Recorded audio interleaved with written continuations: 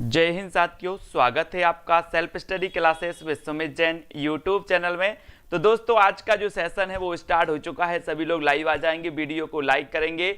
और दोस्तों, TGT PGT वाले, मास्टर कार्ड वाले और एलटी ग्रेड उत्तराखंड वाले सभी को दोस्तों मेरा नमस्कार। और वीडियो को सभी लोग लाइक कर देना और अपने मित्रों तक शेयर जरूर कर देना, ठीक है। और दोस्तों, अपनी जो क्लासें हैं वो यथावत चालू हो जाएंगी जल्द ही। आपका जो ऐप है वो बन करके आ चुका है, सिर्फ अब पब्लिश होना है ना। तो जल्दी वो आ जाएगा और बिल्कुल व्यवस्थित क्लासें यानी कि शुरुआत से अपन पढ़ने वाले हैं। लेकिन उसके पहले अपनी जो 9 वाली क्लास है यथावत चलेगी, बिल्कुल आपकी लिए फ्री, ठीक है। चलिए, तो अब आज का सेशन स्टार्ट करते हैं। रीति काल को अलंकृत काल किसने कहा, ये चीज आपको बताना है। और जो भी साथी अभी तक ग्रुप से नहीं जुड़े हैं, मास्टर कार्ड वाले, यूपी पीजीटी टीजीटी वाले, उनकी डिस्क्रिप्शन में लिंक दी है, तो ग्रुप में जरूर जुड़ जाएं दोस्तों, जहां पर आपको स्टडी मटेरियल और जो है आवश्यक लिंक दी जाती हैं। तो आज का अपना पहला प्रश्न है, रीति काल को अलंकृत काल किसने कहा है। यहां तक हमने पढ़ लिया था दोस्तों कल, और आज फिर से हम यहां से स्टार्ट करेंगे। बोले सर, रीति काल को अलंकृत काल किसने कह दिया। और 4 विकल्प है, मिश्र बंधु ने, विश्वनाथ प्रसाद मिश्र ने, आचार्य रामचंद्र शुक्ल ने, या फिर डॉक्टर राम कुमार वर्मा ने। तो किसने कह दिया उत्तर, अगर आप फटाफट से कमेंट में बताएंगे तो अच्छा लगेगा, है ना। उत्तर सभी लोगों के आनी चाहिए कि जो रीति काल को अलंकृत काल कहा, बोले सर ये मिश्र बंधुओं ने कहा। और ए नंबर आपका बिल्कुल सही है, ए नंबर आपका बिल्कुल सही है। फिर अलंकृत काल एक कई बार पूछा जाता है, इसको रट लेना। अलंकृत काल कई बार पूछा जाता है, इसको रट लेना। मिश्र बंधुओं ने कहा है, मिश्र बंधुओं ने कहा है, ठीक है। रीति काल को अलंकृत कहने वाले जो आचार्य हैं, जो बंधु हैं, वो मिश्र बंधु हैं। और मिश्र बंधु कितने भाई थे, बोले सर 3 भाई थे, है ना। याद रख लेना, गणेश श्याम सुखदेव, है ना, गणेश श्याम सुखदेव, इनको हम याद रखेंगे, ठीक है। सभी लोगों को याद रखना है साथियों कि गणेश श्याम सुखदेव ये 3 भाई थे, है ना। और 3 भाई मिश्र बंधु कहलाते थे। और ये आरंभ से साथ में रहे, ये तीनों भाई आरंभ से साथ में रहे। तो इन्होंने आदि काल के प्रथम काल को आरंभिक काल नाम दिया था। बोले सर ये तीनों भाई आरंभ से साथ में रहे, तो इन्होंने आदि काल को जो नाम दिया था वो दिया था आरंभिक काल, ठीक है। अब रीति काल को अलंकृत काल किसने नाम दिया। रीति काल को अलंकृत काल, ये क्वेश्चन कई बार पूछा गया है दोस्तों, अलंकृत काल, तो इसको सभी लोगों को रट लेना है। फिर आपसे यहां से पूछा जाता है कि इनमें से किसने आदि काल को जयकाल तथा रीति काल को कलाकाल नाम दिया है। जयकाल और कलाकाल किसने नाम दिया है। तो मैंने कल इस प्रश्न पर चर्चा की थी, है ना। किसकी की थी कि अगर आप शंकर जी की जय करोगे, शंकर जी की जय करोगे तो आप कला सीख जाओगे। क्या सीख जाओगे, कला सीख जाओगे। किसकी जय करना है, शंकर जी की जय करना है, तो आप कला सीख जाओगे। तो शंकर से बनेगा आपका डॉक्टर रमाशंकर शुक्ल रसाल, है ना। और कला सीखनी है तो कलाकाल, और जय करोगे तो जयकाल। ये जयकाल और कलाकाल किसने कहा है, डॉक्टर रामशंकर शुक्ल रसाल साहब ने कहा है, ठीक है। इतनी चीजें हमने यहां तक पढ़ ली थी दोस्तों। अब हमें रीतिबद्ध रचना को पढ़ना है। किस रचना को, ये पढ़ लिया था क्या, किस रचना को छंदों का अजायब घर कहा जाता है, ये भी पढ़ लिया था अपन ने। फिर से बता दो एक बार, पुनः रिवीजन आपका हो जाएगा प्रश्न क्रमांक 17 में। बोले सर किस रचना को छंदों का अजायब घर कहा जाता है। और अधिकांश लोगों ने बता दिया कि अब यहां पर याद रख लेना, यहां पर छंद दिया है तो ये छंद वाली नहीं देख के लगा देना 17 में, एक नंबर में। बोले सर छंदों का अजायब घर कहा जाता है किसमें, किसको कहा जाता है, रामचंद्रिका। 1 नंबर, सी नंबर आपका सही हो जाए। कंफ्यूज नहीं होना दोस्तों। एक चीज और याद रख लेना, आदि काल में एक रचना है, कौन सी है, पृथ्वीराज रासो। आदि काल में एक रचना है पृथ्वीराज रासो, जिसे हिंदी का प्रथम महाकाव्य माना जाता है, ठीक है। इसे भी आदि काल में छंदों का अजायब घर कहा जाता है, छंदों का इसे भी अजायब घर कहा जाता है, ये भी याद रख लेना। और रामचंद्रिका को भी अजायब घर कहा जाता है। ये मैंने आपको बहुत अच्छे से बताया था कि कैसे आपको पहचानना है ना। इसलिए अपन को बहुत अच्छे से पढ़ना भी है और छंदों के अजायब घर को जानना भी है, ठीक है। फिर अगला क्वेश्चन है, कवि प्रिया के रचनाकार कौन माने जाते हैं। प्रश्न क्रमांक 2 का उत्तर हमें यहां पर बताना है। तो कवि प्रिया के केशवदास माने जाते हैं दोस्तों। यहां तक अपन ने अध्ययन कर लिया था। अब हमें अध्ययन करना था यहां से, यहां से करना है कि विज्ञान गीता के लेखक कौन है। प्रश्न क्रमांक 5 का उत्तर हम बताएंगे। विज्ञान गीता के रचनाकार कौन है ये बतानी है। तो ये भी हमने बताया था विज्ञान के बारे में, है ना।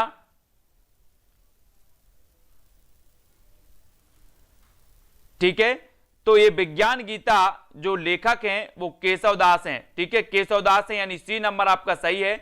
इस विज्ञान गीता को याद रख लेना, इस विज्ञान गीता को याद रखना है आपको, है ना। ये कई बार पूछी गई है आपके एग्जाम में। अब जहांगीर जस चंद्रिका यानी कि 8 का उत्तर, जहांगीर जस चंद्रिका के रचनाकार कौन है। जहांगीर जस चंद्रिका ये भी किसकी होगी, किसकी होगी, किसकी होगी ये भी, तो इसको याद भी रखना है दोस्तों।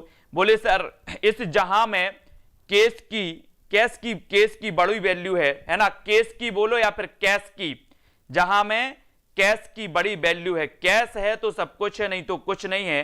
कैश की वैल्यू है, कैश कहां पर, जहां में। काय की वैल्यू है कैश, तो कैश से या केस से केशव दास, केस की वैल्यू भी है और कैश की भी वैल्यू है, दोनों की है ना। तो बी नंबर वैल्यू आपका बी नंबर, आचार्य केशव दास बिल्कुल सही होगा। कौन सा ग्रंथ केशव का नहीं है, केशव का कौन सा नहीं माना जाता दोस्तों, ये आपको बताना है। केशव दास का कौन सा ग्रंथ नहीं माना जाता। रामचंद्रिका, कवि प्रिया, विज्ञान गीता या फिर भाषा भूषण, है ना। तो बोले सर रामचंद्रिका इनकी कृति है, विज्ञान गीता इनकी कृति है, कवि प्रिया भी इनकी कृति है, यानी ये तीनों कृति हैं। लेकिन भाषा भूषण नहीं है, ये जसवंत सिंह की है। ये भी अपन ने कल प्रश्न देखा था। ठीक है, भाषा बोलना जानई जिनके कुल के दास, ए कथन किस कवि का है। भाषा बोलना जानई जिनके कुल के दास, यानी कि बी का उत्तर आपको चयन करना है। तो ये आपका बिल्कुल सही हो जाएगा। भाषा बोलना जानई जिनके कुल के दास, ये केशव दास की रचना हो जाएगी। बी नंबर आपका बिल्कुल सही हो जाएगा। ठीक है, अब दोस्तों हम आज की क्लास शुरू करते हैं। ये तो अपन ने कल पढ़ा था। आज की क्लास यहां से थी अपनी 15 क्वेश्चन से कि कौन सी रचना भिखारी दास की नहीं है, यहां से पढ़ना था अपन को।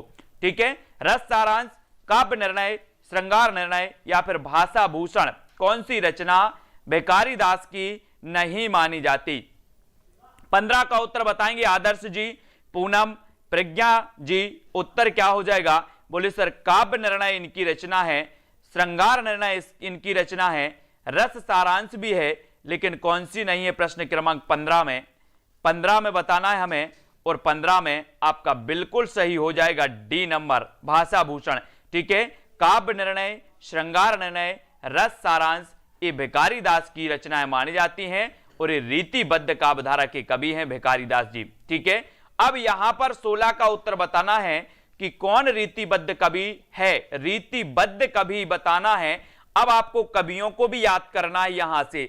रीतिबद्ध कवि कौन है, रीति सिद्ध कवि कौन है, और रीति मुक्त कवि कौन से हैं, यहां से कवियों को आपको याद करना है। और प्रश्न क्रमांक 16 में आपका राइट आंसर जो हो जाएगा वो क्या हो जाएगा, रेणु यादव जी।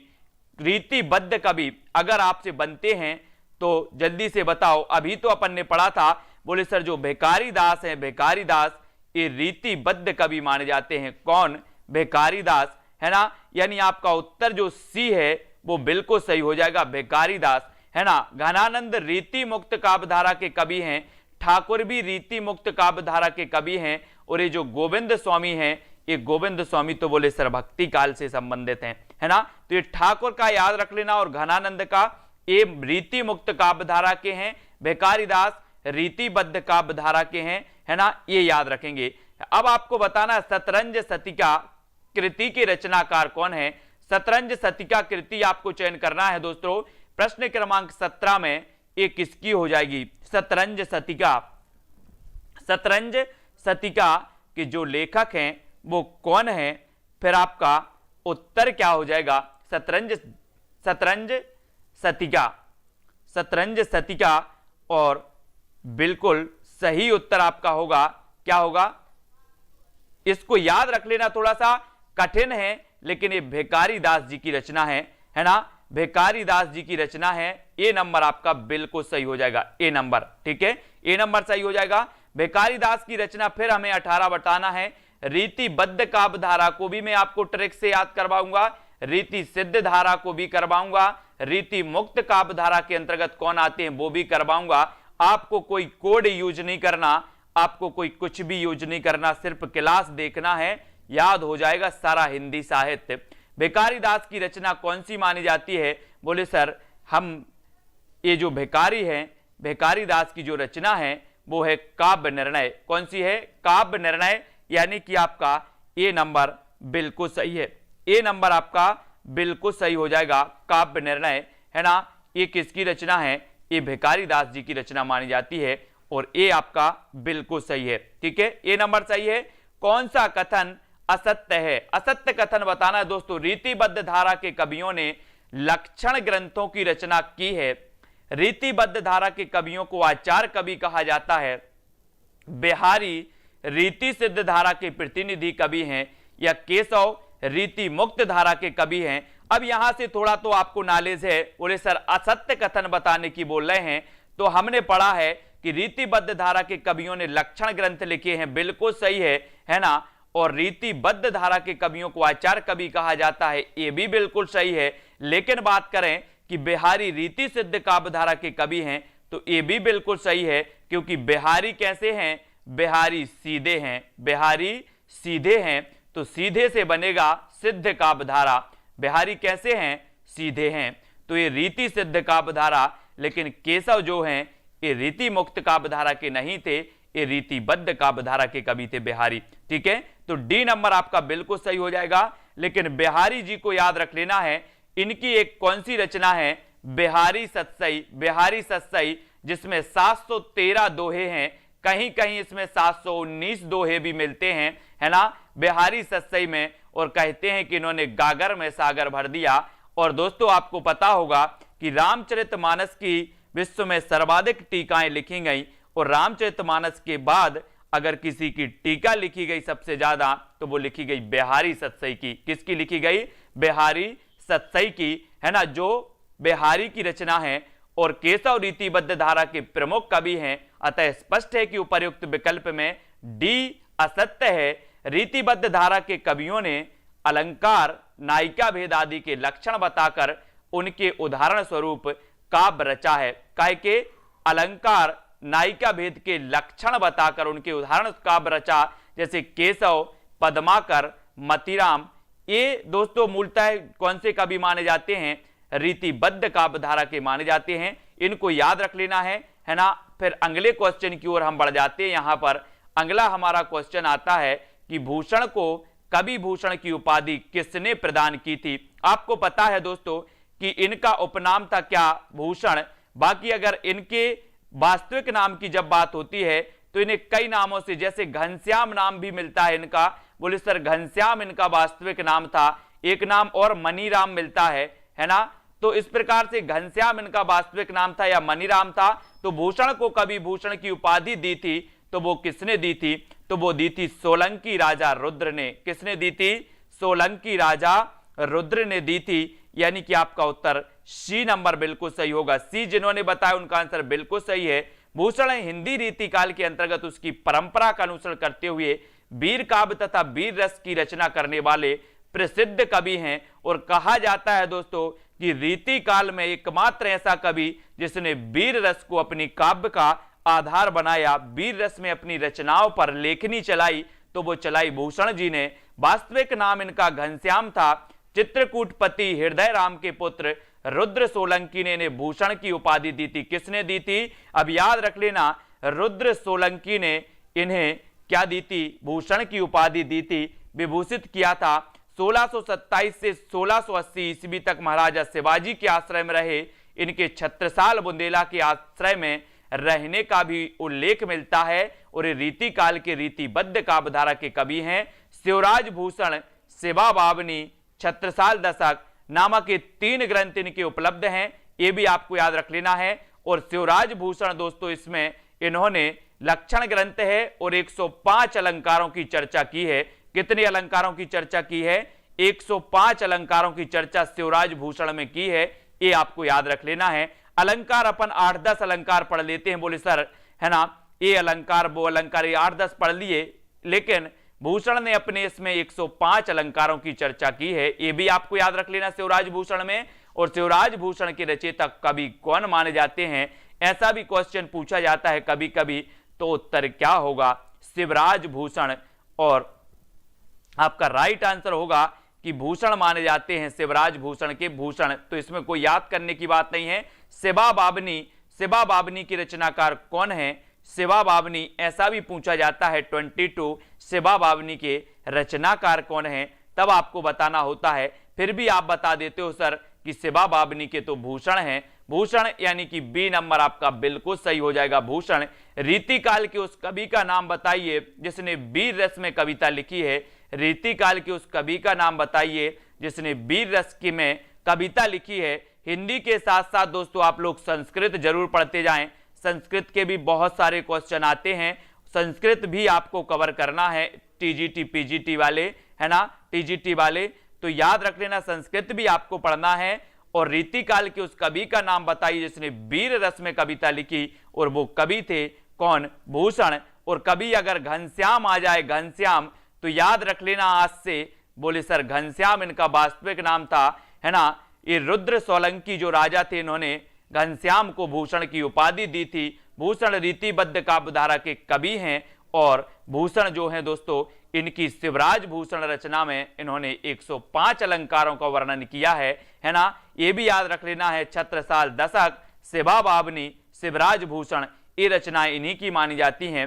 रीतिकाल का कौन सा कवि वीर रस की काव्य रचना के लिए प्रसिद्ध है, तो ये क्वेश्चन पूछा जाता है, नोट कर लें, भूषण माने जाते हैं, इनको याद करेंगे सभी लोग, ठीक है, सभी लोग याद करना है। भूषण 2 राजाओं के दरबारी कवि थे, इनमें से पहले थे शिवाजी, तो दूसरे कौन थे, बहुत बढ़िया आंसर, भूषण 2 राजाओं के दरबारी कवि थे, पहले शिवाजी थे, तो दूसरे कौन थे, महाराजा प्रताप, राणा सांगा, छत्रसाल या फिर संभाजी। तो कौन थे, 25 का आंसर बताना है। और जो भी साथी ग्रुप से नहीं जुड़े हैं, वो नीचे डिस्क्रिप्शन में लिंक दी है, अपने अपने ग्रुप में देख करके जुड़ जाएंगे, अलग अलग प्रकार से, टीजीटी वाले, पीजीटी वाले, मास्टर कार्ड वाले, है ना, मास्टर कैडर वाले। भूषण 2 राजाओं के दरबारी कवि थे, पहले शिवाजी थे, तो दूसरे कौन थे, छत्रसाल। छत्रसाल दशक में छत्रसाल के दोस्तों इन्होंने युद्ध का वर्णन किया है, इनकी वीरता का वर्णन किया है छत्रसाल दशक में, है ना। भूषण रीतिकाल की किस काव्यधारा के कवि थे, तो ये 4 विकल्प हैं। और भूषण की बात करना है तो रीतिबद्ध काव्यधारा, रीति सिद्ध या फिर रीति मुक्त काव्यधारा के माने जाते हैं। तो इसका 26 का आपका राइट आंसर होगा। बोले सर भूषण की बात कर रहे हो, तो भूषण तो रीतिबद्ध काव्यधारा के, कौन सी काव्यधारा के, रीतिबद्ध काव्यधारा के। अब यहां से रीतिबद्ध काव्यधारा के बहुत सारे कवि हो गए जिनको हमें याद रख लेना है। सबसे पहले तो आपको केशव दास को याद रखना है, दूसरे आपके भूषण हो गए, ठीक है, तीसरे दोस्तों आपके कौन हो गए, मतीराम हो गए, मतीराम भी आपके हैं, चौथे आपके सेनापति हो गए, सेनापति भी आपको याद रख लेना है। ये रीतिबद्ध काव्यधारा के कवि माने जाते हैं, इनको याद रखेंगे। पांचवे आपके भिखारी दास हो गए, भिखारी दास भी रीतिबद्ध काव्यधारा के माने जाते हैं, तो इनको याद रखेंगे। फिर भूषण का वास्तविक नाम क्या था, तो यहां पर हमने पहले भी पढ़ा था और एक क्वेश्चन आया भी है एग्जाम में, तब भूषण का वास्तविक नाम आपका क्या हो जाएगा, यहां पर आपको जल्दी से कमेंट में लिखना है, याद हो जानी चाहिए ये चीजें, है ना। और आपको पता है कि भूषण का वास्तविक नाम क्या था, घनश्याम था, वास्तविक नाम क्या था, घनश्याम, है ना। और ए नंबर आपका बिल्कुल सही हो जाएगा, ए नंबर आपका बिल्कुल सही हो जाएगा। महाकवि भूषण की रचना कौन सी है, 4 विकल्प है, रेणुका, चिदंबरा, दीपशिखा या फिर छत्रसाल दशक, ये बताना है। अपना ऐप लॉन्च हो जाएगा दोस्तों कल या परसों में, ठीक है, उसमें फिर आपको कोर्स मिलेंगे, है ना, वो मैं भी आपको बता दूंगा, ठीक है। तो सभी लोग बिल्कुल तैयार रहें और शुरुआत से पढ़ने के लिए तैयार भी रहेंगे, कैसे कैसे आपको शुरुआत से पढ़ना है ना, हिंदी साहित्य के इतिहास से लेकर के। और महाकवि भूषण की रचना मानी जाती है तो वो मानी जाती छत्रसाल दशक, यानी डी नंबर आपका 28 का डी नंबर बिल्कुल सही हो जाएगा, ठीक है। डी नंबर 28 का आपने बिल्कुल सही बताया है। और यहां पर दिया है 29 की शिवराज भूषण ग्रंथ में किसका विवेचन मिलता है, शिवराज भूषण ग्रंथ में किसका विवेचन मिलता है दोस्तों, 29 शिवराज भूषण ग्रंथ में किसका विवेचन मिलता है? रस का, अलंकार का, ध्वनि या फिर औचित्य का? तो यहां पर आपको 29 का प्रश्न चयन करना है। और वीडियो को एक बार लाइक जरूर कर देना सभी लोग। और रोज 9 बजे आपकी एक क्लास होती है, करेक्ट है। मैं आपको थोड़ा सा टाइम बता दे रहा हूं। अभी एक क्लास 7 बजे आपको मिल रही होगी, एक 9 बजे, 9:30 बजे आपको मिल रही होगी, और एक क्लास आपको बीच में 8 बजे भी मिल जाती है, ठीक है। तो ये हिंदी साहित्य की इन क्लासों को अटेंड करेंगे। और रात्रि 9 बजे तो अपन लाइव आते ही हैं, है ना। कल्पना जी, और शिवराज भूषण ग्रंथ में किसका विवेचन मिलता है? तो अभी तो हमने पढ़ा था, बोले सर अलंकार का विवेचन मिलता है। और इन्होंने 105 अलंकारों का इसमें वर्णन किया है शिवराज भूषण में। तो सी नंबर आपका बिल्कुल सही हो जाएगा। सी नंबर बिल्कुल सही है। शिवराज भूषण में 105 अलंकारों का इसमें वर्णन हुआ, ठीक है। शिवराज भूषण भूषण के आचार्यत्व को सिद्ध करने वाला एक अलंकार है, और अलंकार ग्रंथ है एक सुसंबंध योजना के साथ लिखा गया। इसका एक भूमिका भाग है जिसके प्रारंभ में गणेश, शक्ति और सूर्य की वंदना है। गणेश, शक्ति और सूर्य की वंदना है, ठीक है। अलंकार निरूपण वाले भाग में पहले दोहों में अलंकारों के लक्षण दिए, फिर सवैया छप्पय दोहे में उसके उदाहरण प्रस्तुत किए गए हैं। तो इसको याद रखेंगे। और शिवराज भूषण में 105 अलंकार दिए हैं, और कहीं कहीं एक अलंकार के एक से अधिक उदाहरण भी इसमें मिलते हैं, ठीक है। जिनमें बात करें उत्प्रेक्षा, उपमा, प्रतीप, अतिशयोक्ति, अपनहूति, इस सारे अलंकारों का वर्णन मिलता है। तो आपको याद क्या रखना है? 105 अलंकार रखना है याद, कि 105 अलंकार शिवराज भूषण में इसका वर्णन है। और ये अलंकार ग्रंथ माना जाता है, यानी कि इसमें अलंकार का वर्णन किया गया है, ठीक है। अब आपको बता देना, भूषण के ग्रंथों में अलंकार निरूपक है तो क्या है? शिवा बावनी है, शिवराज भूषण है, छत्रसाल दशक है, या फिर दूषण उल्लास है। भूषण के ग्रंथों में अलंकार निरूपक कौन सा है? अलंकार निरूपक, ऐसे भी क्वेश्चन पूछा जाएगा। और आपको पता है दोस्तों कि जो भूषण के ग्रंथों में अलंकार निरूपक है वो कौन सा है? हमने अभी तो पढ़ा है कि जो शिवराज भूषण है इसमें 105 अलंकारों का वर्णन है। 105 अलंकारों का वर्णन किसमें है? शिवराज भूषण में। और इस प्रकार से अगर ग्रंथ पूछा जाए आपसे कि भूषण के ग्रंथों में अलंकार निरूपक कौन सा है, तो आपको लगाना है शिवराज भूषण। कौन सा लगाना है? शिवराज भूषण, यानी बी नंबर आपका बिल्कुल सही हो जाएगा। पूनम जी, पुष्पा जी, ठीक है। अब रामचंद्र शुक्ल ने अपने हिंदी साहित्य का इतिहास ग्रंथ में इनमें से किस कवि को हिंदू जाति का प्रतिनिधि कवि कहा है? बहुत बढ़िया प्रश्न है दोस्तों, है ना। और ये जो बताना है जल्दी, रामचंद्र शुक्ल ने अपने हिंदी साहित्य का इतिहास ग्रंथ में इनमें से किस कवि को हिंदू जाति का प्रतिनिधि कवि माना है? शुक्ल जी ने कहा है। और बहुत ही बढ़िया यहां पर कथन रामचंद्र शुक्ल जी ने कहा। और दोस्तों 31 में आपका बिल्कुल सही आंसर क्या हो जाएगा, है ना। तो जल्दी से आप लिखेंगे। देखो जितने भी एग्जाम वाले हैं, चाहे लेखपाल वाले हों, अपना सिलेबस देख लें। हिंदी साहित्य के आदिकाल, भक्तिकाल, रीतिकाल, आधुनिक काल अगर आपके सिलेबस में है तो ये वीडियो आपके लिए है, ठीक है। और हिंदू जाति का प्रतिनिधि कवि माना जाता है भूषण, है ना। डी नहीं लगाना, किसे लगाना है? भूषण को माना जाता है, ठीक है, भूषण। और आचार्य रामचंद्र शुक्ल ने अपने हिंदी साहित्य का इतिहास ग्रंथ में लिखा है कि शिवाजी और छत्रसाल की वीरता के वर्णनों को कोई कवियों की झूठी खुशामद नहीं कह सकता। वे आश्रयदाताओं की प्रशंसा की प्रथा के अनुसरण मात्र नहीं है। इन दो वीरों का जिस उत्साह के साथ सारी हिंदू जनता स्मरण करती है, उसी की व्यंजना भूषण ने की है। वे हिंदू जाति के प्रतिनिधि कवि माने जाते हैं। कौन? भूषण। कौन माने जाते हैं?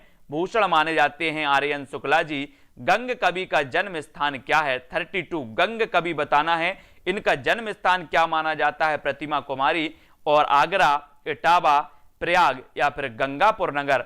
तो गंग कवि का क्या हो जाएगा? गंग कवि है, इनका जन्म स्थान बताना है। और जन्म स्थान इनका बहुत सारे लोगों ने पढ़ा है कि गंग कवि का जन्म स्थान जो है वो माना जाता है आपका कौन सा? इटावा। इटावा यानी सी नंबर आपका बिल्कुल सही है ना। गंग कवि का जन्म स्थान क्या है? इटावा। देखो गंग कवि के बारे में, गंग कवि 1538 से 1625 ईस्वी, है ना, रीतिकालीन काव्य परंपरा के प्रथम कवि थे। ये इटावा जिले के एक नार गांव के निवासी थे। इनका मूल नाम था गंगाधर। गंग के मुख्य ग्रंथ थे गंग पदावली, गंग पच्चीसी और गंग रत्नावली। तो इसमें गंग गंग आया तो बोले सर गंग कवि हैं, इसके गंग आ गया तो गंग कवि थे, है ना। 1538 से 1625 इनका क्या माना जाता है दोस्तों, जन्म और मृत्यु ये सन माना जाता है। गंग जाति के ब्राह्मण थे, अकबर के दरबारी कवि थे। इसके अतिरिक्त रहीम, बीरबल मानसे तथा टोडरमल के प्रिय थे। कहा जाता है कि अपनी स्वादिष्ट स्पष्टवादिता के कारण जहांगीर के कोप भाजन का शिकार हुए और इसने इन्हें हाथी से कुचलवा दिया। भिखारी दास जी ने इनके विषय में कहा कि तुलसी गंग दो भये सुखबिन में सरदार। ये पंक्ति कई बार पूछी गई है, इसको याद रख लेना। तुलसी गंग दो भये सुखबिन में सरदार, है ना। ये किसने कहा है, भिखारी दास ने। किसके बारे में कहा है, गंग कवि के बारे में कहा। ये पंक्ति कई बार पूछी जाती है कि ये पंक्ति किसकी है, ये पंक्ति किसकी है, ये भी आपको याद रख लेना, ठीक है। तुलसी गंग दो भये सुखबिन में सरदार, ये पंक्ति भिखारी दास की है। भिखारी दास की नोट्स कर लेना, मोस्ट इंपॉर्टेंट पंक्ति है। तुलसी गंग दो भये सुखबिन के सरदार पंक्ति के उक्ति के रचनाकार कौन है, नीचे आपसे पूछ भी लिया गया है ना। और भिखारी दास हैं, केशव दास हैं, या फिर दोस्तों कौन है, तो उत्तर आपका बिल्कुल सही हो जाएगा। भिखारी दास की ये पंक्ति मानी जाती है और इंपॉर्टेंट पंक्ति भी है, ठीक है। इसको याद रखेंगे। मैं आपसे बोलता हूं कि आपको 50 पुस्तकें नहीं पढ़ना है। क्या नहीं पढ़ना है, 50 पुस्तकें नहीं पढ़ना है। एक पुस्तक को 50 बार पढ़ लो, एक पुस्तक को 50 बार पढ़ लो, कल्याण हो जाएगा। आप पढ़ते कैसे हो, आप पढ़ते कैसे हो, एक बार आपने पुस्तक पलटा दी, एक बार पुस्तक पलटा दी, बोले मेरी तैयारी हो गई। ऐसे तैयारी नहीं होती। और बोले सर पुस्तक से तो पूछा ही नहीं गया। अरे आप पुस्तक को अच्छे से तो पढ़ो, पुस्तक को अच्छे से तो पढ़ो। जब घर बैठ के आते हो, पेपर मिलाते हो, तो अधिकांश सवाल आपको पुस्तक से ही मिलते हैं, है ना। तो एक पुस्तक को 50 बार अपन को पढ़ना है। फिर आपको बताना है कि नैन नचाए कहो मुस्काई, लला फिर आइयो खेलन होरी। पंक्ति के कवि कौन है, पंक्ति के सेनापति घनानंद ठाकुर या पद्माकर। एक बार पढ़ने से किसी को याद नहीं होता, एक बार पढ़ने से किसी को याद नहीं होता है, ठीक है। बार बार पढ़ने से याद होता है, इसलिए बार बार पढ़ो और जब तक याद ना हो तब तक पढ़ो। नैन नचाए कहो मुस्काई, लला फिर आइयो खेलन होरी। इस पंक्ति के रचनाकार पद्माकर हैं और सी नंबर आपका बिल्कुल सही है। कौन है, पद्माकर। नैन नचाए कहो मुस्काई, लला फिर आइयो खेलन होरी। अब ये बताना कि यहां पर दिया है कि लला फिर आइयो खेलन होरी। अब खेलन होरी जाओगे तो कैसे जाओगे, पैदल जाओगे, पदम से जाओगे अपने, या फिर हवाई जहाज से जाओगे, कैसे जाओगे, कैसे जाओगे खेलन होरी, होरी खेलना है तो आप जाओगे कैसे, अपने पदम से चलकर, अपने पैरों से चलकर, पदम से चलकर, है ना। तो पदम से बनेगा पद्माकर, पदम से बनेगा पद्माकर। सी नंबर आपका बिल्कुल सही हो जाएगा, लला फिर आइयो खेलन होरी, है ना। प्रस्तुत पंक्ति पद्माकर की है। ए होली विषयक सवैया है और पद्माकर का जन्म हुआ था 1880 में बांदा में। कहां हुआ था, बांदा, है ना। पदम को बांदा, पदम को बांदा कैसे याद रखोगे, पदम को 1880 में बांदा। इनके पिता का नाम था मोहनलाल। पद्माकर को रीतिकाल के कवियों में श्रेष्ठ स्थान प्राप्त है और कविराज श्रोमणी की पदवी, अच्छी जागीर मिली। अंतिम समय निकट जानकर पद्माकर जी कानपुर गंगा तट चले गए और वहीं अपने जीवन के शेष 7 वर्ष पूरे किए। अपनी प्रसिद्ध रचना गंगा लहरी इन्होंने इसी समय के बीच रची थी। पद्माकर का जगत विनोद काव्य रसिकों और अभ्यासियों दोनों का कंठहर है। ये जगत विनोद याद रख लेना, जगत विनोद पद्माकर, जगत विनोद पद्माकर, ठीक है। ये रचना सभी लोग याद कर लेना, ठीक है, ये पूछी जाती है कई बार, जगत विनोद पद्माकर, ठीक है। अब यहां पर आपको बताना है हां कि नैन नचाई कहो मुस्काई, लला फिर आइयो खेलन होरी। ये पंक्ति को सभी लोग याद रखेंगे, कुरैशी जी, है ना। तो यहां पर आपको सी नंबर पद्माकर बिल्कुल सही हो जाएगा, है ना। गंगा लहरी किसकी रचना है, ये गंगा लहरी बताना है, गंगा लहरी किसकी रचना है, गंगा लहरी किसकी रचना है।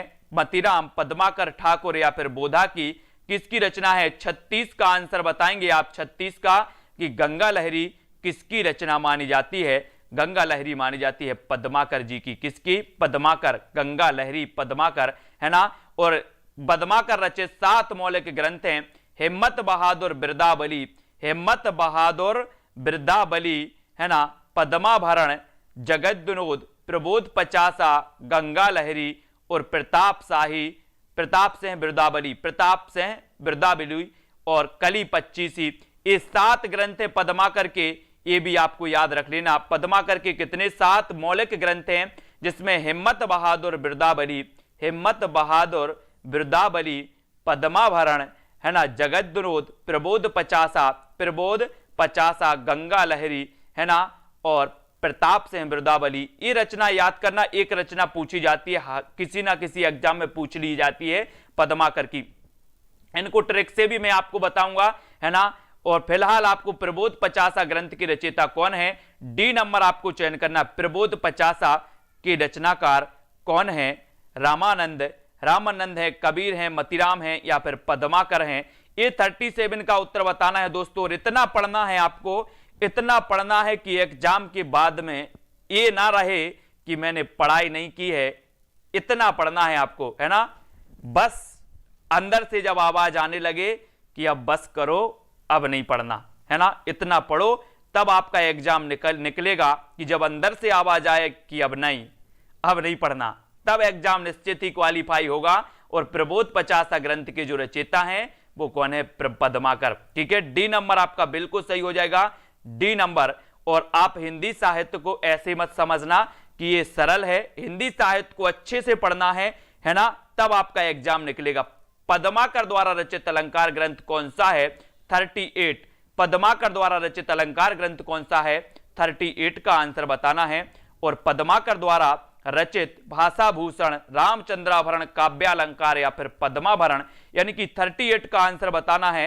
38 का। कई लोग तो दोस्तों मंजिल के पास से लौट जाते हैं। मंजिल के पास से जब आप पढ़ ही रहे हो तो पूरी ताकत लगा दो, जब आप पढ़ रहे हो तो पूरी ताकत लगाओ, है ना। और दोस्तों ये जो पद्माभरण है, पद्माभरण ये पद्माकर की रचना हो जाएगी, है ना।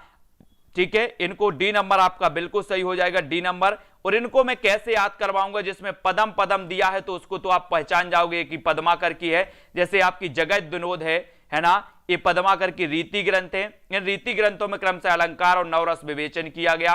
पद्माभरण 1810 ईस्वी में रचा गया और जगत विनोद 1803 में और 1821 के बीच महाराज जगत सिंह के आश्रय में उनकी आज्ञा से हुई थी। ठीक है, 1803 और 1821। तो इस प्रकार से आपको याद रखना। काव्य रसायन किसकी रचना है दोस्तों, 39 का उत्तर। सभी लोग लाइक जरूर कर देना, प्रभा सिंह जी, सुशील जी, है ना, मिनी पांडे। और 39 का काव्य रसायन किसकी रचना है, भूषण की, देव ठाकुर या फिर बोधा की। काव्य रसायन मैंने आपको याद करवाया था कि काव्य को रसायन देव। बोले सर एक काव्य रचनाएं याद नहीं होती, काव्य रचनाएं याद नहीं होती, तब मैंने आपको बताया था कि काव्य को रसायन दो, राशन पानी दो तब याद होंगी, ऐसे याद नहीं होती। तो काव्य को रसायन दो, तो काव्य रसायन रचना किसकी होगी, किसकी होगी। बोले सर काव्य को रसायन दो मतलब देव की, देव मतलब देव की रचना हो जाएगी। काव्य को रसायन देव, ठीक है, तब रचना याद होंगी। राशन पानी देते चलो रचनाएं याद होती जाएंगी। देव कवि का जन्म 1673 ईस्वी में इटावा जिले के घोसरिया ब्राह्मण परिवार में हुआ और अपने जीवन के अनेक राजाओं, नवाबों तथा रईसों के आश्रय में रहे। ये याद रखना, देव कवि का जन्म 1673, देव कवि का जन्म 1673 में इटावा में हुआ। कहां हुआ, इटावा में, है ना, ये याद रखेंगे। इनके जो प्रमुख थे आश्रय में रहे और इनके प्रमुख आजम साहब फपून थे, ये तो ठीक है। इनकी मृत्यु हुई थी 1767 ईस्वी में, ये याद रख लेना। इनकी काव्य रचना याद रख लेना है। एक तो काव्य रसायन, भाव विलास, है ना, अपन बोलते ना कि टमाटर के भाव देव, टमाटर के भाव देव, तो भाव विलास। काव्य को रसायन देव तो काव्य रसायन, ठीक है। ये अष्टयाम्बी एक इनकी रचना है। भवानी विलास है ना, भवानी विलास ये भी है। भवानी से आप बोलते ना कि भवानी मुझे वरदान देव, भवानी वरदान देव, तो ये भवानी विलास, ठीक है। सुजान विनोद भी इनकी रचना है। सुजान विनोद, वो घनानंद नहीं समझ लेना, बोले सर घनानंद की प्रेमिका थी सुजान, ये सुजान विनोद इन्हीं की रचना है। प्रेम तरंग, है ना, राग रत्नाकर, कुशल विलास, देवचरित, प्रेम चंद्रिका, जाति विलास, रस विलास, सुख सागर तरंग, वृक्ष विलास, पावस विलास, ठीक है, ब्रह्म दर्शन 25, तत्व दर्शन 25, आत्म दर्शन 25, जगत दर्शन 25, रसानंद लहरी, प्रेम दीपिका, नक्सिक प्रेम। मैं इनको एक चीज आपको बता रहा हूं दोस्तों कि आप लोग क्या करते हो कि बहुत सारी रचनाएं देख करके भाग जाते हो। क्यों भाग जाते हो? क्योंकि आप पढ़ना ही नहीं चाहते। अरे एक बार तो पढ़ो, आप एक बार पढ़ो, 2 बार पढ़ो। थोड़ा सा जब अपन, ऐसा होता कभी कभी कि अपन किसी व्यक्ति को एक बार देखते हैं और दूसरी बार वो व्यक्ति अगर सामने आ जाए तो अपन को याद आ जाता है कि यार हमने इसे कहीं देखा था। बोलते ना यार भैया जी हमने आपको कहीं देखा था, बोल देते आप लोग। ऐसे ही इन रचनाओं को थोड़ा एक बार पढ़ो, फिर दूसरी बार पढ़ोगे तो आप बोलोगे यार इस रचना को तो मैंने पढ़ा था, है ना। ऐसे ही थोड़ी थोड़ी सी आप याद करो, तब ये रचनाएं याद हो जाती हैं। ये रचनाएं बड़ी बेवफा होती हैं, इनको अच्छे से करना है, ठीक है। अब यहां पर आपको बताना, देव कवि किस जिले के थे? किस जिले के थे? 40 का आंसर 1673 में इनका जन्म हुआ था, है ना। और देव कवि किस जिले के थे? तो उत्तर हो जाएगा, बोले सर इटावा के थे। कहां के थे? इटावा। इटावा यानी डी नंबर आपका बिल्कुल सही होगा, इटावा। ये याद रखना, देव कवि कहां के थे? इटावा के थे। इनका जन्म इटावा में हुआ था। सुजान विनोद के रचनाकार सुजान विनोद, कई लोग तो घनानंद ठोक कर के आएंगे, टिक करके आएंगे, बोले सर इसमें सुजान आ गया था इसलिए मैंने क्या लगा दिया? वो लगा दिया घनानंद, है ना, क्योंकि घनानंद की प्रेमिका का नाम था सुजान, इसलिए लगा दिया। आप ऐसा नहीं करना। ये सुजान विनोद के रचनाकार कौन थे? तो वो थे देव, है ना। तो देव यानी बी नंबर आपका बिल्कुल सही हो जाएगा, बी नंबर, ठीक है, ये याद हो जाएगा। अब यहां पर आते हैं, अगला क्वेश्चन है जाति विलास। जाति विलास के रचनाकार कौन है? जाति विलास भिखारी दास, देव, मतीराम या फिर भूषण है। अपने सभी साथियों को लाइक जरूर कर देना दोस्तों, वीडियो को लाइक करना, शेयर करना और जल्दी जल्दी से सभी लोग लाइक करना है। बहुत सारी चीजें हैं, सारी चीजें याद हो जाएंगी, आप बिल्कुल भी चिंता नहीं करना। एक एक चीज, जो चीजें महत्वपूर्ण हैं उनको मैंने बहुत सारी वीडियो के माध्यम से याद करवाया है और सारी याद भी आपको करवा दूंगा। जाति विलास देव कवि की है। अष्टयाम किसकी रचना मानी जाती है? अष्टयाम। अष्टयाम के रचनाकार कौन है? सुशील यादव जी। इनको सुजान सागर याद आ गया, बहुत बढ़िया। और अष्टयाम किसकी रचना मानी जाती है? तो ये मानी जाती है देव कवि की। अष्टयाम बोले सर देव, अष्टयाम देव कवि की है। रीतिबद्ध कवि देव हैं। तो ये कैसे हैं? अलंकारवादी हैं, रीतिवादी हैं, वक्रोक्तिवादी या फिर रसवादी हैं? थोड़ा सा कठिन प्रश्न लेकिन स्पेशल प्रश्न है। रीतिबद्ध कवि देव, जो देव कवि हैं ये रीतिबद्ध काव्यधारा के कवि हैं। और बोले सर हमने 33 संचारी भाव पढ़े थे, लेकिन 34वां छल नामक संचारी भाव देव ने माना है। 34वां छल नामक संचारी भाव देव कवि ने माना है, ये भी याद रख लेना। और जो देव कवि थे ये ना तो अलंकारवादी थे, ना वक्रोक्तिवादी थे, ना रीतिवादी थे, ये क्या थे? रसवादी थे।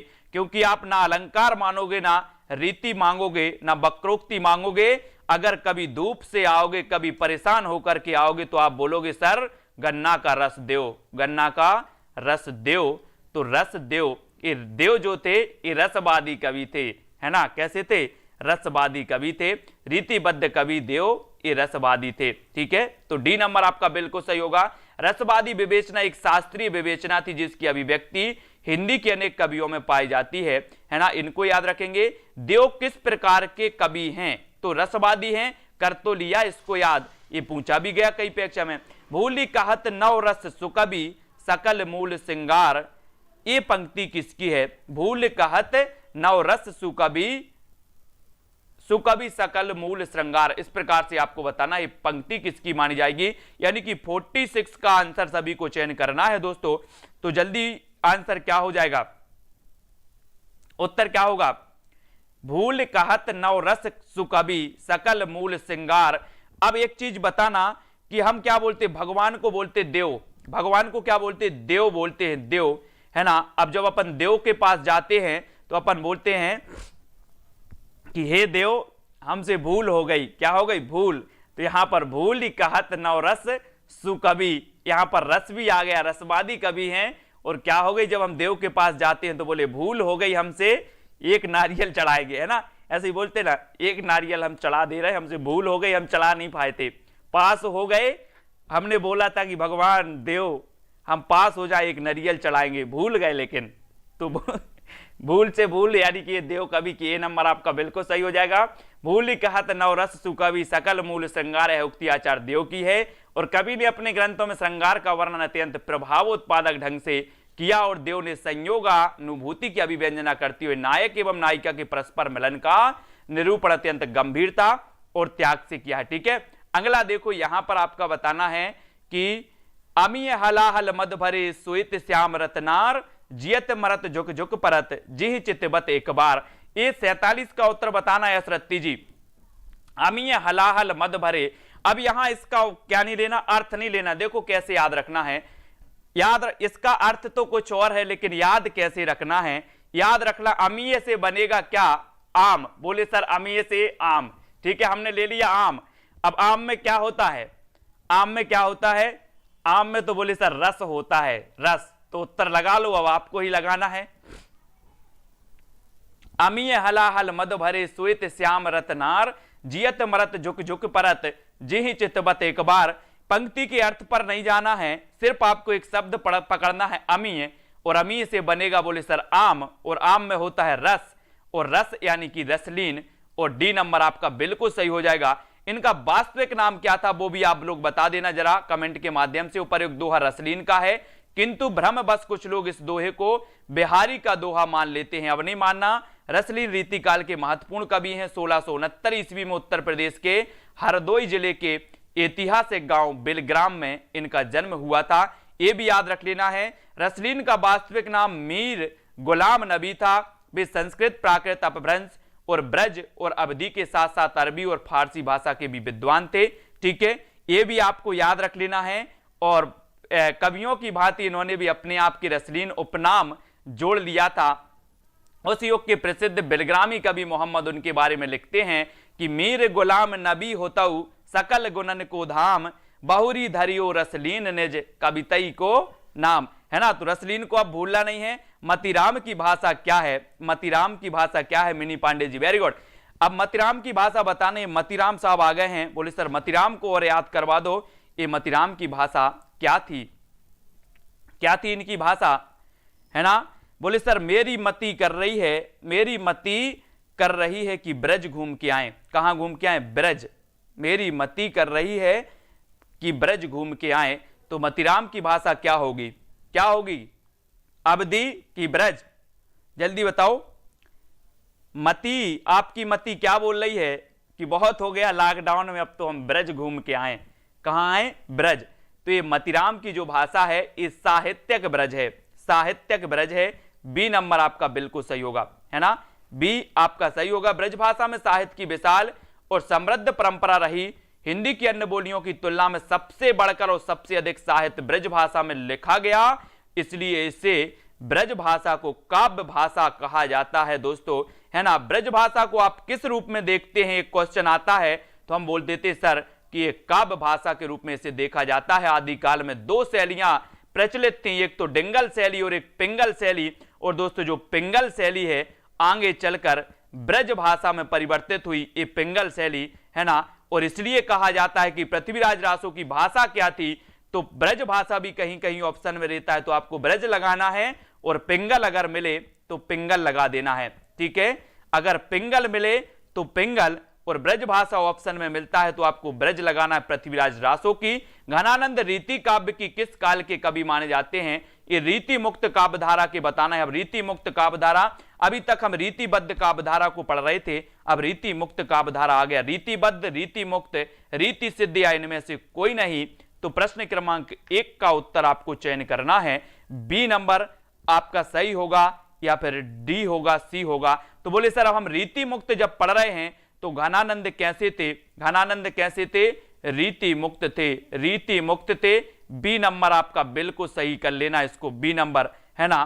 तो बी नंबर याद रख लेना। इनकी प्रेमिका थी दोस्तों सुजान, सुजान थी, है ना, इनकी प्रेमिका थी और ये उनसे प्रेम करते थे, लेकिन ये रीति से नहीं करते थे, ये रीति से नहीं करते थे। बोले हम तो रीति मुक्त हैं, हम रीति से कुछ नहीं करते, क्या है, हम रीति मुक्त हैं, घनानंद बोले, है ना। तो घनानंद रीति मुक्त काव्य धारा, ये रीति मुक्त थे, ये भी आपको याद रखना है। फिर आगे चल के हम पढ़ेंगे कि रीति परंपरा के साहित्यिक बंधनों एवं रूढ़ियों से मुक्त इस काल की स्वतंत्र काव्य धारा को रीति मुक्त काव्य कहा जाता है।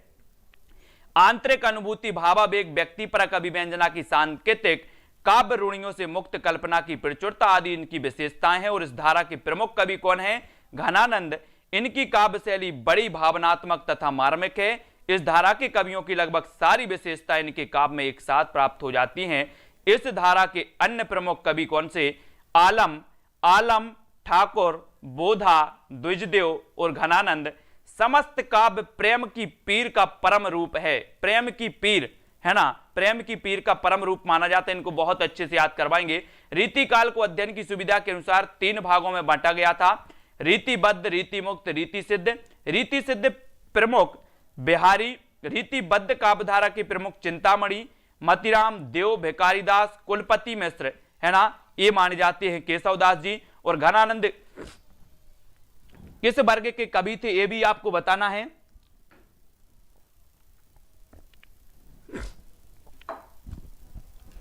तो सभी लोग बताएंगे अब घनानंद किस वर्ग के कवि थे। तो पढ़ तो लिया रीति मुक्त के, है ना, बी नंबर बिल्कुल सही हो जाएगा। कौन सा कवि रीति मुक्त नहीं है?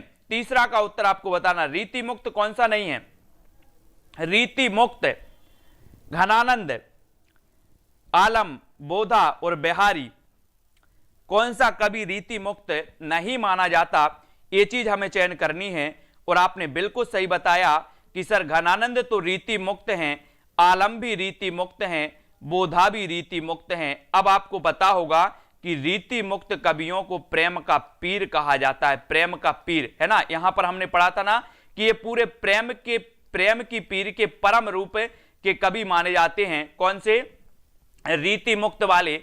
तो इनको अपन को याद भी रखना है कि घनानंद हो या फिर बोधा हो या फिर आलम हो, ये आपको याद रख लेना। बोले सर प्रेम की बात करते हो तो प्रेम का आलम अलग ही होता है, प्रेम का आलम अलग ही होता है। रीति मुक्त यानी कि प्रेम, याद कर लेना, रीति मुक्त यानी कि प्रेम का काव्य, ऐसे याद करोगे, प्रेम का काव्य। ठीक है। अब प्रेम में आलम कैसा होता है? बोले सर अलग ही होता है आलम, तो आलम को याद कर लिया, है ना। और प्रेम किया घनानंद ने, प्रेम किया बोधा ने। घनानंद की प्रेमिका थी सुजान और बोधा की प्रेमिका थी शोभान। कौन सी थी? शोभान। तो कभी कभी ऐसा भी पूछा जाता है कि बोधा की प्रेमिका का नाम क्या था, तो शोभान, और घनानंद की, है ना, कौन सी थी? सुजान। इनको भी आपको याद रख लेना है। ठीक है। और इनमें से कौन सा कवि रीति मुक्त नहीं है? 4 का उत्तर फिर आपको बताना है। रीति मुक्त कवियों को भी आपको याद रख लेना है। कुछ चीजें तो ऐसे ही आपको याद होती जाएंगी, है ना। इनमें से कौन सा कवि रीति मुक्त नहीं है? तो बोले सर ये तो हैं, ये हैं, ये हैं, लेकिन कौन नहीं है? केशवदास नहीं है। केशवदास नहीं है, यानी डी नंबर आपका बिल्कुल सही है। केशवदास जी नहीं है, ये तो हमने पहले पढ़ा। यह संकोच कहा जा सकता है कि भाषा पर जैसा अचूक अधिकार इनका था वैसा और किसी कवि का नहीं। रामचंद्र शुक्ल का यह कथन किस कवि के संबंध में कहा गया है, ये बताना है प्रश्न क्रमांक 5 में, है ना।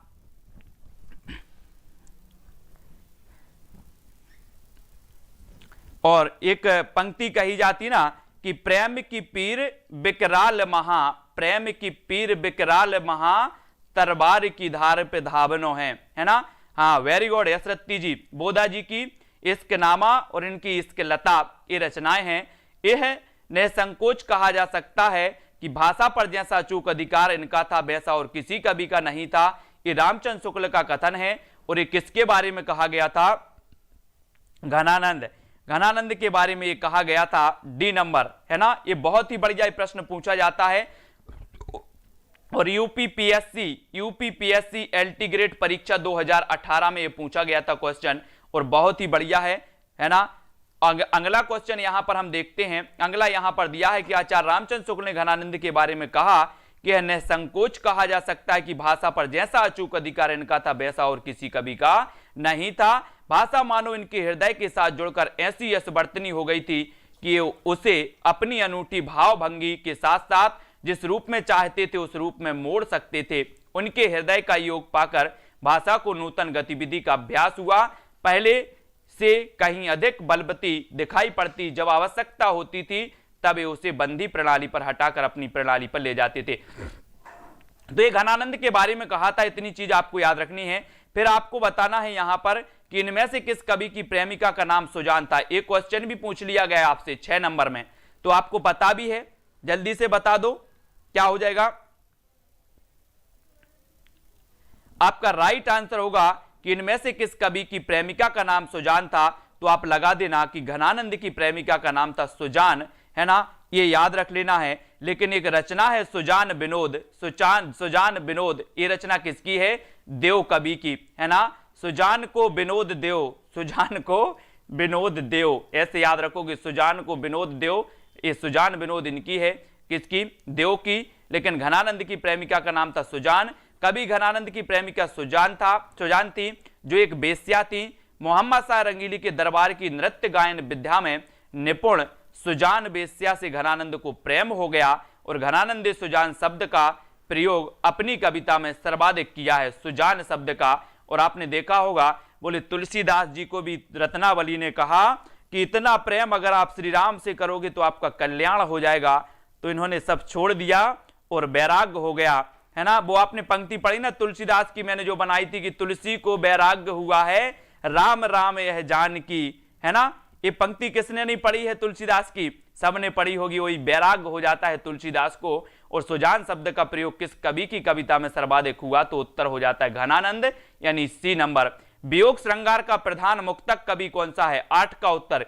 वियोग श्रृंगार का प्रधान मुक्तक कवि कौन सा है? दोस्तों आपने पढ़े होंगे श्रृंगार रस को रसराज कहा जाता है, श्रृंगार रस को रसराज कहा जाता है। और इसके 2 भेद होते हैं, एक तो संयोग और एक होता है वियोग, है ना। आपने संयोग के बारे में पढ़ा होगा कि राम को रूप निहारत जाने की कंगन के नग की परछाई, याते सब सुध भूल गई कर टेक रही पलटारत नाही। बोले सर इस पंक्ति में कौन सा रस है? आपने बता दिया संयोग रस है। अब वियोग रस की अगर बात आती है तो वियोग रस की जब बात करते हैं कि हे खग मृग हे मधुकर श्रेणी, जब सीता जी का हरण हो जाता है तो राम जी क्या करते हैं? खग और मृग से पूछते हैं कि हे खग मृग हे मधुकर श्रेणी, तुम देखी सीता मृग नयनी। तो ये वियोग का है। अब वियोग और करुण रस में क्या अंतर होता है, ये चीज भी आपको समझनी है ना। और वियोग श्रृंगार रस का जो मुक्तक कवि माना जाता है वो माना जाता है घनानंद। घनानंद यानी ए नंबर आपका बिल्कुल सही हो जाएगा, ठीक है। घनानंद स्वच्छंद काव्यधारा के कवि हैं। इस धारा के प्राय सभी गुण इनकी शैली में मिल जाते हैं, जैसे भावात्मक वक्रता और लाक्षणिकता, ये सभी मिल जाते हैं। ये भी आपको याद रख लेना है। और दोस्तों आपको पता है कि करुण रस और जो आपका वियोग श्रृंगार रस होता है, इनमें कभी कभी लोग कंफ्यूज हो जाते हैं, बोलिए करुण कर रहे हैं या फिर वियोग कर रहे हैं, है ना। तो आपको याद रख लेना है वियोग श्रृंगार रस में क्या होता है, व्यक्ति विलपता है लेकिन उसके अंदर एक भावना होती है, काय की मिलन की भावना होती है कि जो मेरा बिछड़ा है, जिससे मेरा वियोग हुआ है, वो आगे चलकर जरूर मिलेगा। लेकिन करुण रस में क्या होता है? करुण रस में होता है कि जो आपकी प्रिय वस्तु थी वो क्या हो चुकी है, नष्ट हो चुकी है, और आपके अंदर जो आपका बिलपना होता है, जो आपका रोना और छाती पीटना होता है, उससे आपका स्पष्ट होता है कि आपको वो वस्तु नहीं मिलेगी। आप इस तरह से रोते और बिलपते हो, है ना, तब आपका करुण होता है। लेकिन अगर मिलने की आशा हो तो वहां पर वियोग होता है, ठीक है। और करुण रस का स्थायी भाव होता है दोस्तों शोक। वीडियो को सभी लोग लाइक कर देना, वीडियो को शेयर कर देना। हिंदी की क्लास में टिपटॉप यूट्यूब चैनल पर लेता हूं, टिपटॉप यूट्यूब चैनल पर दोपहर 3 बजे, है ना। हिंदी व्याकरण की क्लास वहां पर चलती है दोपहर 3 बजे पे, है ना। और वहां पर हम अभ्यास करते हैं हिंदी के प्रश्नों का, और वहां पर व्याख्या सहित प्रश्न आपको इसी प्रकार से बताए जाते हैं और पढ़ते हैं। तो जिसको भी हिंदी व्याकरण का थोड़ा थोड़ा अभ्यास करना है वो आ जाएं, बाकी आपको तो और अच्छे से स्पेशल करा देंगे, है ना। तो वीडियो को सभी लोग लाइक करना, किसी को कोई डाउट हो, कुछ पूछना हो तो वो बता देना। और जो भी साथी ग्रुप से नहीं जुड़े हैं वो ग्रुप से जुड़ जाना, डिस्क्रिप्शन में दी है, ठीक है, इसको भी याद रख लेना है। और मिनी जी, संतोष जी, संजय जी, अनुज जी, लालदास जी, दारसू जी, वीडियो को लाइक जरूर करना है। जितने लोग देख रहे हैं वो लाइक जरूर कर देना। रोमा, आरू और कमला जी, सुशील कुमार जी, त्रिपाठी जी। और मस्ती से पढ़ो, अगर पढ़ना है तो पूरी दम से पढ़ो और मस्ती से पढ़ो तो आपको याद हो जाएगा, आपको याद हो जाएगा। ओपी चिंपा जी, है ना, सोनू सिंह जी, और सभी लोग शेयर कर देना अपने भाइयों को, साथियों तक, ग्रुप से जुड़ जाना, है ना। सानू सिंह और ललकुन कुमार जी, हरि नंदन जी, मंजू लाला जी, ठीक है। और प्रवीण जी, खुशी जी, सिभोला जी, पारो जी, कांति जी, फूल जहां जी, दारसू, पूनम जी। दोस्तों वीडियो को लाइक जरूर करना। पूनम जी वेरी गुड, है ना, हाँ वेरी गुड, बहुत बढ़िया, 1 साल से पढ़ रही हैं। मिथिलेश, शिव शंकर, अनीता जी, गोविंद जी, अमन जी, हरिनंदन, राधिका, दीपिका जी, है ना, और रोमा, आरती, पीहू जी। नेट की तैयारी अभी नहीं, आपके 13 को एग्जाम है, आप इससे पढ़ते रहें, कुछ ऐसा हो, है ना। बाकी नेट की नेक्स्ट एग्जाम तक मैं बहुत अच्छे से करवाऊंगा, है ना। नीलिमा, यसरत्ती जी, ठीक है, विजय जी, सानू सिंह, मंजू जी, अनीता जी, बीनू जी। तो जो ग्रुप से नहीं जुड़े हैं वो ग्रुप से जुड़ जाना, वीडियो को लाइक कर देना, शेयर कर देना, है ना। Binu sir very good, Mayank ji, Anju ji, ठीक है। व्हाट्सएप ग्रुप में लिंक दी है नीचे, अभी इस वीडियो की डिस्क्रिप्शन में देखना, आप डिस्क्रिप्शन खोल के तो वीडियो की लिंक मिल जाएगी, या फिर नंबर चल रहा है वो नीचे देखो, नंबर चल रहा है ना, और नंबर से आप मैसेज करेंगे तो आपको लिंक मिल जाएगी ग्रुप की, ठीक है। और अपना एक हिंदी साहित्य का टेलीग्राम ग्रुप है जहां पर रवि सर आपका टेस्ट भी करवाते हैं, वहां पर आपका व्याकरण भी टेस्ट होता है, साहित्य का भी टेस्ट होता है टेलीग्राम में, तो वो लिंक भी आपको मिल जाएगी। तो टेलीग्राम में भी आप लोग जुड़ जाना और लिंक से आप टेस्ट भी चलाते रहना, टेस्ट भी देते रहना, वो भी आपका हो जाएगा। साथ ही व्हाट्सएप ग्रुप में आपको मैं पीडीएफ, स्टडी मटेरियल, वीडियो की लिंक, ये सारी चीजें देता रहता हूं, तो उसमें मिल जाना, ठीक है। आजाद जी, जागृति जी, और विजय जी, पूनम जी, दीपमाला जी, नगीना, ठीक है, अंजलि, पुष्पा शर्मा जी, सानू जी, और के तिवारी, नीलिमा जी, मुसाफिर कुमार, मिनी पांडे जी, ठीक है। सभी लोग लाइक करेंगे दोस्तों, लाइक जितने लोग भी देख रहे हैं सभी को करना है, और यथावत आप लोग बने रहें। आज आपकी पूरी 9 बजे की क्लास जो अपनी चलती है यथावत आपकी चलेगी, और आपको एक एक चीज याद हो जाएगी, रट जाएगी, ठीक है। बिल्कुल आप लगे बस रहना, हिंदी साहित्य का आपका कुछ नहीं छूटेगा। उत्तराखंड के लिए कौन सी बुक अच्छी रहेगी?